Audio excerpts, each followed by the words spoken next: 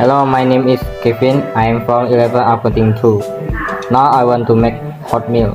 Then I want sachet of milk powder and hot water. And the tools are spoon, a glass, and scissors. The first step is to cut sachet from milk and put in the glass.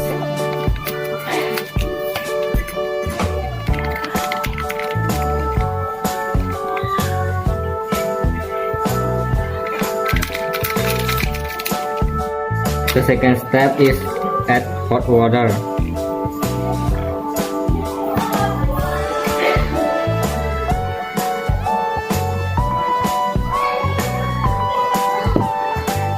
And then stir the milk powder until it mixes with the water.